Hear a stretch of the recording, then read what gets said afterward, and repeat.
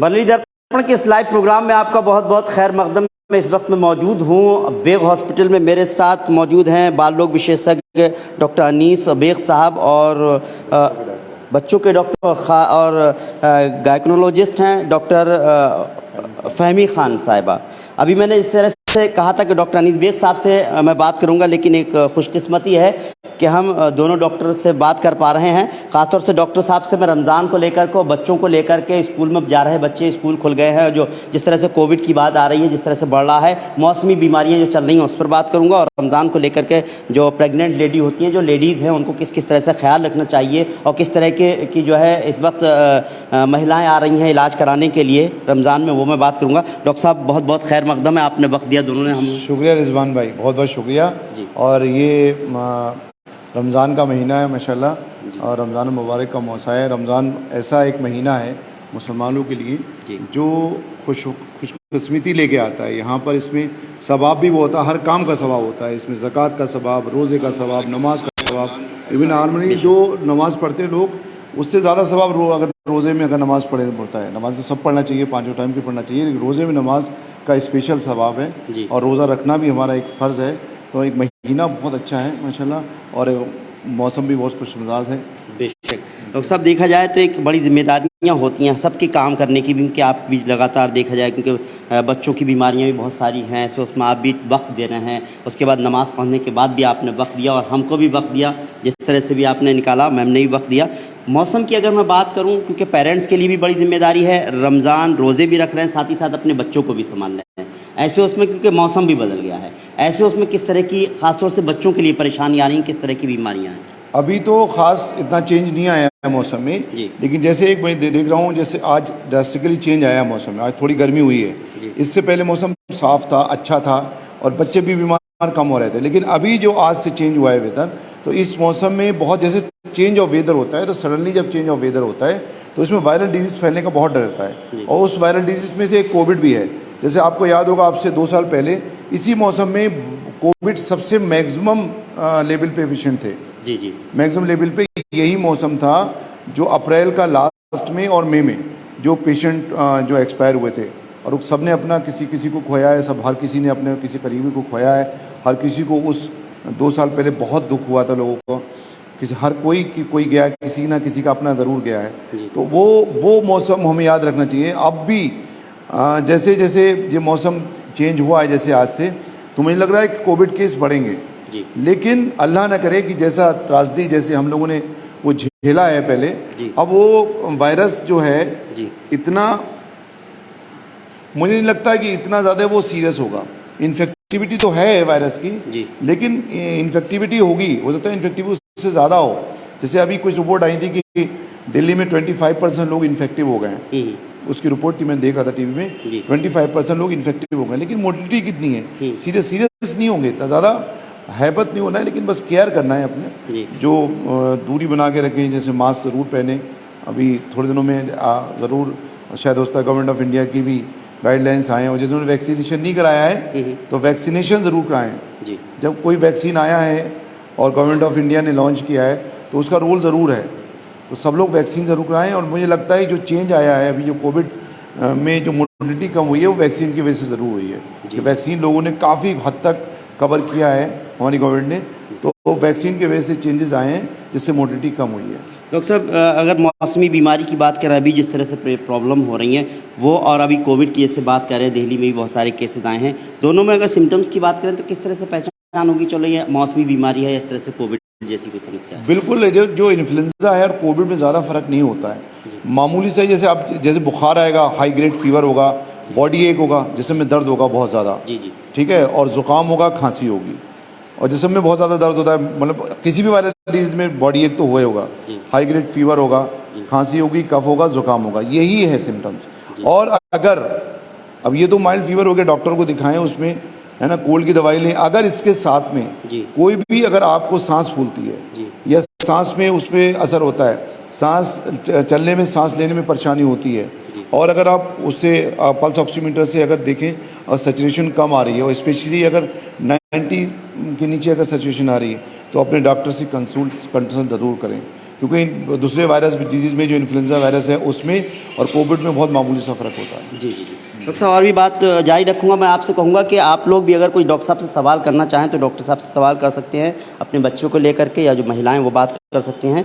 Ma'am, जो रमज़ान की फिर बात आ रही है, आप भी लगातार यहाँ पर बिज़ी रह रही हैं, तो किस तरह से लोग आ रहे हैं, महिलाएं ख़ासतौर से जो अपनी प्रॉब्लम को लेकर आ रही हैं? आजकल ये वायरल इन्फेक्शंस बहुत ज़्यादा बढ़ गया है, बट जैसा कि रोज़े हमारे लिए फ़र्ज़ किए गए हैं तो लेडीज़ पर भी फ़र्ज़ ही है। जो प्रेग्नेंट लेडीज़ हैं, जिनको कोई प्रॉब्लम नहीं है, अनकॉम्प्लिकेटेड प्रेगनेंसीज़ हैं, तो उन्हें रोज़ा रखना चाहिए। जिनकी कोई प्रेगनेंसी कॉम्प्लिकेटेड है या फिर उनको कोई प्रॉब्लम हो जाती है, तब वो रोज़ा अवॉइड कर सकती हैं, बट वो फिर भी क़ज़ा तो होगा ही रोज़ा। तो बेटर ये है कि अभी जितना रख सकती हैं उतना रख लें, बाद में रखना थोड़ा और ज़्यादा मुश्किल ही होता है। बाकी रही जो वायरल की प्रॉब्लम्स हैं, तो आप आराम से डॉक्टर्स को दिखाएं, उसके लिए बहुत मेडिसिन अवेलेबल हैं प्रेगनेंसी के लिए भी, तो आराम से इसका ट्रीटमेंट हो जाता है। बस हाइड्रेशन मेंटेन करना होता है, अपना लिक्विड इंटेक बढ़ाकर रखना होता है, और रोज़े में वैसे भी किसी को पानी की कमी नहीं होती है, क्योंकि हम लोग रोज़ा खुलने के बाद और फिर सहरी तक जितना मैक्सिमम पानी नॉर्मल डेज से ज़्यादा पानी पी लेते हैं, क्योंकि हमें लगता है कि अगले दिन हमें प्यास ना लगे। तो इस वजह से मुझे ऐसा लगता है कि नॉर्मल डे से हम ज़्यादा पानी पीते हैं रमज़ान में। तो ये जो लोगों के दिल में वहम आता है कि पानी की कमी हो जाएगी या लाइकर कम हो जाएगा, तो प्रेगनेंसी में ऐसा कुछ नहीं होता है। रमज़ान में बल्कि और बरकत हो जाती है, अल्लाह की तरह से रहमत भी होती है, और फिर फ़र्ज़ तो फ़र्ज़ ही है, तो आपको रखना बेहतर है मेरे हिसाब से। अच्छा, एक सवाल ये भी है, लोग भी पूछते हैं कि जैसे कि एक वक्त होता है 9 महीने में, जैसे किस महीने तक जो है रोज़ा बेहतर, उसके बाद इस तरह से होता है खाना पीना ही बहुत ज़रूरी होता है फीमेल के लिए, ऐसे उसमें किस महीने तक एक है कि भाई रोज़ा रखना चाहिए, नहीं तो फिर ख्याल रखें लास्ट के? देखिए, शुरू के 3 मंथ्स में लोगों को बहुत ज़्यादा वॉमिटिंग्स की प्रॉब्लम्स होती है, तो उसमें थोड़ा सा रोज़ा रखना मुश्किल हो जाता है, but after 3 months and till the end आप आराम से रोज़े रख सकते हैं, अगर आपकी अनकॉम्प्लिकेटेड प्रेगनेंसी है। भाई अगर आपको डायबिटिक है या फिर आपको और भी कॉम्प्लिकेशंस हैं, तो फिर तो डॉक्टर के आपको कंसल्ट करना पड़ेगा एंड अकॉर्डिंगली फिर रखना है। रोज़ा तो रमज़ान कुरान का महीना है, लेडीज़ को मेनली कुरान से जुड़ने का मौका मिलता है रमज़ान में, और उन्हें ये मौका गंवाना नहीं चाहिए। लेडीज़ अगर कुरान को मतलब मायने के साथ पढ़ेंगी तो उन्हें अपने हुकूक के बारे में पता चलेगा, जो कि इंडियन लेडीज़ को मैं जहाँ तक देखती हूँ उन्हें बिल्कुल भी आइडिया नहीं है। ना उन्हें अपने राइट्स के बारे में मालूम है, ना उन्हें क्या करना है उसके बारे में मालूम है। जहाँ से जो कोई व्हाट्सएप का मैसेज आ गया वो सब फॉलो करने लग जाती हैं। ये सब जो वजीफ़े वगैरह शॉर्टकट्स जो दिए जाते हैं, उसका उन लोगों को पूरा बाकायदगी से पता लगाना चाहिए कि किस हदीस से साबित हो रहा है या फिर कहाँ पे आया है कुरान में। ब्लाइंडली कोई चीज़ फॉलो नहीं करनी चाहिए। मेरे हिसाब से सबसे पहले लेडीज़ को अपने राइट्स के बारे में पता होना चाहिए, और एक्चुअली इस्लाम क्या है उसके बारे में आपको स्टडी करना चाहिए। कुरान का जब तक आप तर्जुमा नहीं सुनेंगे या पढ़ेंगे, बल्कि सुनने से ज़्यादा फ़र्क पड़ता है। आजकल बहुत सारे दौरे कुरान के कोर्सेज चल रहे होते हैं, तो आप लोग कोई भी ज्वाइन कर सकते हैं, एंड अगर आप मायने से कुरान पढ़ लेते हैं तो आपकी 90% प्रॉब्लम सॉल्व हो जाती है। ज़्यादातर लेडीज़ को मैं बरेली में यही देखती हूँ कि लोग लेडीज़ बहुत दूर हैं तर्जुमे से, बस कुरान वो बरकत के लिए पढ़ती हैं, और जिसने जो वजीफ़ा बता दिया बस वो पढ़ती रहती हैं। औरतों को जो है बहुत ज़्यादा तर्जुमे की ज़रूरत है, कुरान से जुड़ने की ज़रूरत है। दिल से कुरान से जब तक नहीं जुड़ेंगी तो वो सही दीन पे नहीं चल पाएंगी, ना ही अपने बच्चों को तालीम दे पाएंगी। एक एजुकेटेड लेडी एक एजुकेटेड मदर बनती है, और उसी से हमारी पूरी सोसाइटी एजुकेट होगी। मुसलमान जो आज इस हाल में है वो इसी वजह से है कि लेडीज़ ने इतनी एजुकेशन हासिल नहीं की बदकिस्मती से। बट अब वक्त आ गया है, अब लोग जाग भी रहे हैं, माशाल्लाह लोग ज्वाइन भी कर रहे हैं कोर्सेज। इंशाल्लाह उम्मीद है कि आगे औरतें आगे और जुड़ेंगी और हमारी सोसाइटी काफ़ी इम्प्रूव करेगी। बाकी मैम, जिस तरह से आपसे बात की, एक बीमारियों से लेकर बात हुई, लेकिन इस्लामिक तौर पर माशाल्लाह आपने जिस तरह से जो बयां किया है वाकई बहुत काबिल तारीफ़ है कि एक डॉक्टर होने के साथ साथ आपको की बातों से लगता है कि इस्लामिक तौर पर भी आप बहुत ज़्यादा उसको फॉलो करती हैं। आपकी रूटीन लाइफ क्या रहती है रमज़ान में? मैं समझता हूँ कि काफ़ी हद तक आपकी इबादत के साथ साथ, और इस तरह से यहाँ पर भी बैठना एक इबादत ही है लोगों की का जो है इलाज करना, किस तरह से रूटीन रहता है? देखिए, हम हर काम औरतों के लिए तो अल्लाह ने इतनी छूट दी है कि आपके लिए हर चीज़ इबादत है। आप अपने घर का काम करती हैं और वो साफ खैरियत की ठीक तरह से ईमानदारी से करती हैं तो वो भी इबादत है।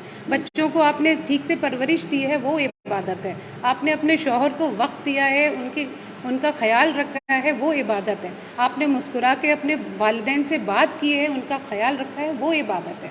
आप अपना प्रोफेशन में ठीक से ईमानदारी से काम करते हैं, वो इबादत है। आपका कैरेक्टर अच्छा है, आप चोरी नहीं करते, बेईमानी नहीं करते, और औरतों के लिए ख़ास बात गीबत नहीं करती, गुस्सा कंट्रोल करती हैं, एटीट्यूड नहीं शो करती। गीबत का मतलब होता है कि बुराई किसी की पीठ पीछे बुराई करने को गीबत कहा जाता है, और इस्लाम में, कुरान में इसकी सख्त से मना है, सख्ती से मना है। ये सबसे ज़्यादा बुरी चीज़ें, और औरतों में ये अभी फ़िलहाल अब बहुत ज़्यादा कॉमन है। और मैं यही चाहती हूँ कि लोग इन सब पे कंट्रोल करने की कोशिश करें। इस रमज़ान इंशाल्लाह अहद करें सारी औरतें कि हम इन सब चीज़ों से बचने की कोशिश करेंगे, और इंशाल्लाह अल्लाह कामयाबी देगा। मेहनत करने की ज़रूरत है। मेरा शेड्यूल बस यही होता है कि आप भाई सहरी तो फ़र्ज़ है, सॉरी सुन्नत है, सहरी के बाद फिर नमाज के बाद फिर कुरान से जुड़ना, फिर दौरे कुरान के लेक्चर्स अटेंड करना, और उसके बाद फिर अब हॉस्पिटल आ जाती हूँ मैं, हॉस्पिटल में अपना काम करना, फिर 4 बजे लौट के जाती हूँ। हॉस्पिटल में ही मैं अपनी ज़ोहर की नमाज अदा कर लेती हूँ। उसमें भी मुझे बीच में जो भी दर्स भी दे देती हूँ पेशेंट्स को, जो भी मेरे सामने आते हैं, और बीच बीच में अपना मैं पढ़ भी लेती हूँ जब मुझे मौका मिलता है थोड़ा बहुत। फिर उसके बाद फिर इवनिंग में भी इबादत, फिर आप रोज़ा खोल के फिर तरावी वगैरह, फिर रात को क़यामुल लैल करती हूँ, फिर तहज्जुद करती हूँ। इंशाल्लाह वक्त निकाला जाए तो आप हर चीज़ के लिए वक्त निकाल सकते हैं, आपके दिल में एक इरादा होना चाहिए। वाकई आपसे बात करके मैं समझता हूँ बहुत सारे लोगों को बहुत कुछ आपके बारे में पता चला। आप एक दीनी और दुनियावी दोनों तरह से अपनी जिम्मेदारियों को अदा कर रही हैं। अपनी आखिरत कहा जाए बेहतर करना है हमें, तो इबादत भी करनी है। बाकी आप तो इबादत, तुम पेशेंट्स का एक डॉक्टर है, डॉक्टर को वैसे ही भगवान का रूप कहा जाता है। तो न जाने कितने ऐसे मरीज़ आते होंगे जिनकी तकलीफ़ें आपकी वजह से दूर होती होंगी। आपसे बात करूँगा डॉक्टर साहब, मैं ये कहूँ कि जिस तरह से आप अपना भी शेड्यूल थोड़ा बताएं। मैं समझता हूँ कि आपके लिए भी बड़ी इबादत का इसी तरह से रहता होगा घर का, क्योंकि जब माहौल इस तरह का होता है तो बच्चों से लेकर घर के सभी लोग उसी तरह से। बिल्कुल, पूरे घर का माहौल ऐसी है माशाल्लाह जी। बेटी का MBBS में सिलेक्शन हो गया, लखनऊ में वहाँ चले गई। बेटा अभी नीट की तैयारी कर रहा है जी। और घर में दोनों लोग रहते हैं, बेटा रहता है साथ में। वही शेड्यूल जो रमज़ान में होता है, मॉर्निंग में सबसे पहले उठ के 4 बजे उठते हैं हम लोग, सहरी करते हैं, नमाज़ पढ़ते हैं, नमाज़ पढ़ के मैं सो जाता हूँ। उसके बाद में सुबह 9 बजे उठ के काम में स्टार्ट हो जाता हूँ। 9 बजे से लेकर लगातार 4 बजे तक काम करते हैं, थोड़ा आराम करते हैं शाम को। उसके बाद में फिर शाम को अफ्तारी से पहले थोड़ा एक्सरसाइज करता हूँ, ज़रूर 1 घंटा। और अब अगर रमज़ानों में अगर अब अफ्तारी से पहले 1 घंटा एक्सरसाइज करें तो अब रिचार्ज हो जाते हैं। लोग वीकनेस करते हैं असर की नमाज के बाद में, आप थोड़ी एक्सरसाइज करिए, बॉडी को फिट करिए, और उसके बाद में फिर अफ्तारी रोज़ा मज़ा ही लगाता है। उसके बाद में फिर खाने के बाद में तरावी के बाद में फिर 10-11 बजे तक फिर लोगों के साथ बैठता हूँ, शहर में निकल जाता हूँ, लोगों के साथ में डिस्कस करता हूँ और लोगों से मिलता हूँ। करीब 12 बजे मैं सो जाता हूँ, 12-1 बजे के बीच में। बहुत खूब। डॉक्टर अनस साहब आपकी तारीफ़ कर रहे हैं। डॉक्टर अनस साहब है, वो पूरा नाम उनका चला गया, डॉक्टर अनस फरीदी थी। माशाल्लाह बहुत खूब, काबिल तारीफ़ है। मोहम्मद आमिर ख़ान भी ने भी देखा इसको, और बहुत सारे लोग हैं जो है इसकी तारीफ़ कर रहे हैं, और भी बहुत सारे लोग हैं जो यहाँ से जुड़े हुए हैं, हॉस्पिटल से जुड़े हुए हैं। डॉक्टर साहब, इनके थोड़ा सा बच्चों के लेकर ही थोड़ा ये कह रहा हूँ कि हम पेरेंट्स जो होते हैं बहुत कॉन्शियस होते हैं अपने बच्चों को लेकर। माह रमज़ान का महीना है तो ऐसे उसमें, क्योंकि हम जब अफ्तार करते हैं तो बहुत सारी चीज़ें इस तरह की होती हैं जो ठंडी भी होती हैं, और हमारा मन होता है, लेकिन छोटे छोटे बच्चों को भी कभी कभी जो है कुछ चीज़ें नुकसान दे जाती हैं। ऐसे उसमें हमें किन चीज़ों का ध्यान रखें ताकि अफ्तार में भी ऐसी चीज़ें रखें ताकि बच्चों को भी नुकसान? देखिए, हमारे अफ्तार में बहुत सी अच्छी और हाइजीनिक चीज़ें होती हैं, लेकिन रोज़े को पता नहीं क्या बना दिया लोगों ने। रोज़े में इतनी तली चीज़ें, इतनी ख़राब चीज़ें, इतना जंक फूड रखते हैं, वो खाने की ज़रूरत नहीं है आपको। अच्छी चीज़ें, जो अच्छी चीज़ें होती हैं वो भी आप खा सकते हैं। अब जैसे आप तली हुई चीज़ पकौड़ी है और उसमें पता नहीं इतना, मैंने कभी लाइफ में वो नहीं खाया, इतना फ्राई चीज़ रहती है, क्या होता है वो फ्राइम्स, कभी मैंने नहीं खाया, कभी टच ही नहीं किया। इतनी ज़्यादा जहरीली चीज़ें होती हैं वो, और वो बार बार तो उसी तेल में तलते रहते हैं, उसमें ट्रांस फैट होते हैं, बहुत ख़राब तेल हो जाता है, उसमें कभी नहीं खाना चाहिए। भाई जैसे अगर आप रोज़ा अफ्तार रहे हैं तो उसमें आप छोले रख लीजिए, छोलों में आप उसमें धनिया डाल लीजिए, हरी मिर्च डाल लीजिए, है तो वो एक अच्छी डिश बन जाएगी। ऐसे फ्रूट्स जैसे होता है, फ्रूट्स खा लीजिए, फ्रूट जूस पी लीजिए। आप शरबत की जगह आप खजूर शेक पी लीजिए। अब खजूर, अब बताइए, अल्लाह ताला ने मतलब, जैसे हम लोग कहते हैं ना, इस्लाम में भी खजूर खाना कितना ज़्यादा एक तरीके से सुन्नत है, वो कितना ज़्यादा एनर्जेटिक है जी। आप इमेजिन करिए कि 100 ग्राम खजूर में 310 कैलोरी होते हैं। कितने? 310 कैलोरी। और उसकी न्यूट्रिशन वैल्यू बताता हूँ खजूर की न्यूट्रिशन वैल्यू, उसमें जो हमारे एंटीऑक्सीडेंट होते हैं सेलेनियम, कॉपर, मैग्नीशियम और पोटेशियम, जो ज़रूरी होते हैं हमारे रोज़ा अफ्तार के बाद में। पोटेशियम, कॉपर, सेलेनियम और मैग्नीशियम, ये ऐसे होते हैं एंटीऑक्सीडेंट होते हैं। और सबसे ज़रूरी हमें जो कॉन्स्टिपेशन की परेशानी रहती है, सबसे ज़्यादा अगर सोल्युबल इनसोल्युबल डाइटरी फाइबर अगर हैं तो खजूर में है सबसे ज़्यादा फाइबर, डाइटरी फाइबर। तो फाइबर हो गए उसमें क्या नाम है, एंटीऑक्सीडेंट हो गए, बी कम्प्लेक्स बहुत होता है, विटामिन सी बहुत होता है उसमें, है ना। पूरी इतनी अच्छी न्यूट्रिशन वैल्यू है, आपको पूरा एकदम एक पूरी डाइट है। बस प्रोटीन थोड़ा कम होते हैं। प्रोटीन अलग से आप, हम तो वैसे ही नॉनवेज खाते हैं तो प्रोटीन नॉनवेज से ले लें, बाकी खजूर काम पूरा हो गया। तो खजूर शेक पीजिए आप, है ना, चने खाइए आप, और बहुत फ्रूट चाट खाइए आप, ये सब चीज़ें खाइए। ये फ्राइम राइम कल के ये बिल्कुल अवॉइड कर दिए लाइफ से आप। और रोज़े के तो इतना माशाल्लाह इतना अच्छा है, अगर रोज़े रखिए। अब साइंटिफिकली प्रूव हो गया है कि अगर फास्टिंग रखते हैं, और स्पेशली आप 14 से 16 घंटे अगर फास्टिंग रखते हैं, तो एक अल्जाइमर डिजीज़ होती है जो ओल्ड एज में लगभग मुझे लग रहा है 50% को डिमेंशिया की प्रॉब्लम हो जाती है। तो अल्जाइमर डिजीज़ से आप बच सकते हैं अगर आप साइंटिफिकली प्रूव्ड, अगर फास्ट करें अगर आप 16 घंटे 14-16 घंटे रोज़ाना, तो अल्जाइमर डिजीज़ से बच सकते हैं आप। दूसरा, आप जो है बहुत से ऐसे कैंसर हैं लाइलाज जो आप फास्टिंग करके उसकी पेशेंट की लाइफ एक्सपेक्टेंसी बढ़ा सकते हैं। और सबसे अच्छा अगर वेट कंट्रोल करने का अगर मेथड है तो फास्टिंग है। तो हमारे इस्लाम में पहले से 1 महीने की फास्टिंग कर दी है। तो अगर फास्टिंग अगर कर रहे हैं और वो भी ड्राई फास्टिंग कर रहे हैं, तो आपकी ये जो लाइफस्टाइल डिजीज़ हैं, डायबिटीज़ है, हाइपरटेंशन है, और ये सब चीज़ें होती किससे हैं? मोटापे से होती हैं। तो मोटापा वैसे ही हमारी फास्टिंग कंट्रोल हो जाएगी, तो अल्टीमेटली हमारा कंट्रोल हो जाएगी, पूरी लाइफ कंट्रोल हो जाएगी आप अगर फास्ट करते हैं और रोज़े रखते हैं तो। लेकिन रोज़ा रखने का, रोज़ा छोड़ने का कोई बहाना नहीं है। रोज़ा 100% रखना चाहिए, चाहे वो डायबिटिक पेशेंट हो, फर्ज तो है ही, चाहे वो डायबिटिक फर्ज है, फर्ज रखना चाहिए, चाहे वो डायबिटिक हो, चाहे हाइपरटेंसिव हो, चाहे कोई भी बीमारी हो। जब तक एक्सट्रीम लेवल ना हो, बहुत सीरियस ना हो, तभी वो डॉक्टर की सलाह से आप इंसुलिन कैसे लेना है और ओवरऑल हाइपरटेंशन कैसे लेना है, ये आपको अगर आप कंसल्ट करें डॉक्टर से, तो 100% मैं कह सकता हूँ कि आप जो है रोज़ा रख सकते हैं। बिल्कुल 100% रोज़ा रख सकते हैं। और रोज़े की इतना अच्छा है कि आप उसको मोटापा अपना कंट्रोल कर सकते हैं, अपना वेट कंट्रोल कर सकते हैं, अपना लाइफस्टाइल डिजीज़ जो ब्लड प्रेशर है, डायबिटीज़ है, इस सबको कंट्रोल कर सकते हैं अच्छे तरीके से। डॉक्टर साहब, आपके लिए भी एक मैसेज है और मैम के लिए बहुत मैसेज है। हुमा खानम कहती है, डॉक्टर फहमी माशाल्लाह आप दीन से भी जुड़ी है, बहुत अच्छा लगा सुनकर। तर्जुमे से कुरान वाकई बहुत कम लोग पढ़ते हैं, आपको सुनकर शायद लोग तर्जुमे से पढ़ेंगे। आपसे भी जवाब लूँगा इंशाल्लाह। और डॉक्टर जावेद साहब, डॉक्टर जावेद कुरैशी साहब आपके लिए लिखते हैं, डॉक्टर साहब आज हमारे इस्वा के अध्यक्ष जी जनाब डॉक्टर अनीस बेग सर अपनी फिटनेस के सारे राज बरेली दर्पण के दर्शकों को बता देंगे। और डॉक्टर साहब सबसे फिट डॉक्टर हैं। हाँ, मेरा तो एक फंडा रहता है, फिट रहो हिट रहो। जब फिटनेस देखिए लाइफ में सबसे इम्पोर्टेंट आपके लिए क्या है? फिटनेस, हेल्थ अगर आपकी नहीं है तो आप कुछ नहीं कर पाएंगे। ना ही अपना कारोबार संभाल सकते हैं, ना ही आपकी फैमिली संभाल सकते हैं, कुछ नहीं है। अगर फिटनेस नहीं तो आप गए, और आप गए तो आपकी फैमिली गई। तो फिटनेस बहुत ज़रूरी है। फिटनेस को हमेशा ध्यान रखना चाहिए, फिटनेस को हमेशा ध्यान रखना चाहिए, उस पर काम करना चाहिए। और उसके लिए ज़्यादा कुछ करना ही नहीं है आपको। आप अच्छे से खाना खाइए, माइंडफुल ईटिंग करिए। मतलब ये नहीं जो हमारे डस्टबिन थोड़ी हमारी बॉडी डाले जा रहे हैं। अब शरबत पिया, उसके बाद पकौड़ी खाई, उसके फ्राइम खाए, उसके बाद फिर खाना खाए जा रहे हैं और पेट फूल गए, बंदा हो गया एकदम, और डाउन हो गए आप, एनर्जी लेवल डाउन हो गए। जैसे अब आप अगर रोज़े में भी खाते हैं तो ये नहीं आप बिल्कुल भरते, आराम से माइंडफुल ईटिंग करिए। थोड़ा खाइए, थोड़ी देर बाद में 2 घंटे बाद फिर खा लीजिए, फिर सहरी में कुछ खा लीजिए।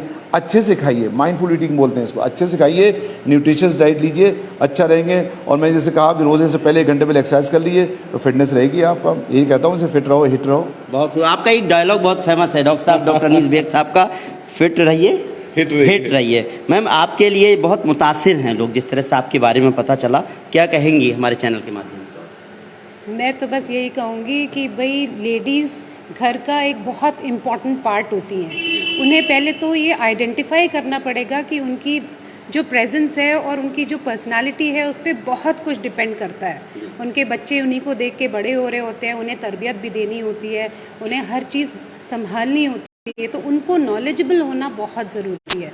अगर उन्हें सही दीन की नॉलेज नहीं होगी तो जाहिर सी बात है वो अपने बच्चों को भी एजुकेट नहीं कर पाएंगी। तो उन्हें सबसे पहले दीनी तालीम, वो भी सही सोर्स से अवेलेबल, अब आज के टाइम में बहुत सोर्सेज हैं, बट एक बार आप जब उसमें जाते हैं तब आपको पता लग जाता है कि आपको जनरली कौन से सोर्स से आपको नॉलेज गेन करनी है। खाली ऐसे किताबें लेके पढ़ने से आपको कुछ समझ में नहीं आएगा।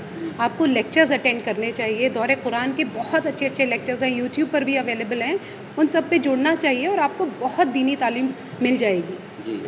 एक बार आप अपने आप को दीनी तरह से अपलिफ्ट करेंगे, नॉलेज में तर्जुमा सुनेंगे, तो आपको वाकई में पता चलेगा कि आपको कितनी कुछ चीज़ें अभी तक नहीं मालूम थी, और जैसे जैसे आपको मालूम चलता जाएगा आपके लिए दीन बहुत आसान हो जाएगा, फॉलो करना भी, समझना भी और समझाना भी। हमारे सारे फ़र्ज़ हैं हम लेडीज़ के, पहले हमें दीन खुद समझना है, अपने बच्चों को समझाना है, अपनी एक्सटेंडेड फैमिलीज़ को समझाना है, और बाकी फिर सोसाइटी में अपनी नॉलेज को स्प्रेड करना है, और इसी तरह से सोसाइटी का अपलिफ्टमेंट होगा इंशाअल्लाह। मैं तो यही भी कहूँगा आखिर में कि सबसे ज़रूरी, सबसे इम्पॉर्टेंट है कि एक अच्छा ह्यूमन बीइंग बनिए आप जी। लोगों से प्यार करिए, लोगों से जुड़िए, अपने मज़हब पे चलिए और रोज़ा नमाज सब करिए और सब पढ़िए भी, लेकिन साथ साथ आपको लोगों से प्यार भी करना है, और दूसरे जो धर्म है, दूसरे मज़हब है, उनकी भी इज़्ज़त करिए, वो लोग भी हैं, और सबको एकजुट होकर एक प्यार बांटने की कोशिश करिए, प्यार देने की कोशिश करिए। आज के ज़माने में प्यार देना, प्यार आपस में मोहब्बत और जो खुलूस जो ख़त्म हो गया है, वो हमारे कंट्री में दोबारा से आ जाए। एक अच्छा ह्यूमन बीइंग बनिए, एक अच्छा इंसान बनिए आप, तो सबको अच्छे से, सबको अच्छे, और जो इस्लाम का मैसेज है, ये इस्लाम ने मैसेज दिया है, ये हमारे नबी सल्लल्लाहु अलैहि वसल्लम ने मैसेज दिया है कि अच्छे इंसान बनना और हुस्न अखलाक होना सबसे ज़रूरी है आपके पास में।